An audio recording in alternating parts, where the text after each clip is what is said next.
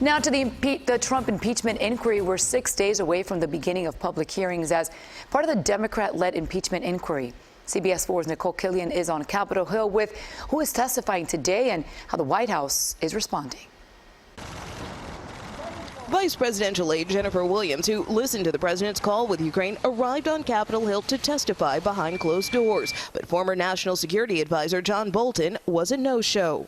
Other witnesses have testified that Bolton was so concerned by the efforts to press Ukraine to investigate the president's political rivals that he called it a drug deal. The president enlisted whole departments of government in the illicit aim of trying to get Ukraine to dig up dirt on a political opponent. At least 5 witnesses have said they believe there was a quid pro quo connecting military aid to Ukraine with an investigation of the energy company where the son of former Vice President Joe Biden served on the board.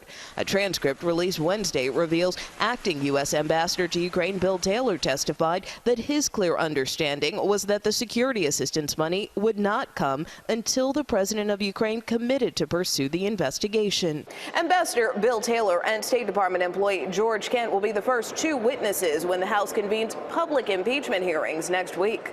CBS News has confirmed a Washington Post report that the president pushed for Attorney General William Barr to hold a press conference declaring that he broke no laws. But President Trump denied it on Twitter, saying the Post made up the story, and he bashed the media during a rally in Louisiana last night. It's all a hoax. It's a scam. And you know who helps them? These people right back here, the media. CBS News has learned the White House is adding former Treasury spokesman Tony Sayegh and former Florida Attorney General Pam Bondi to help fight the PR battle. Nicole Killian, CBS News, Capitol Hill. And CBS News has also learned White House lawyers will handle the presidential's legal defense during the impeachment hearings.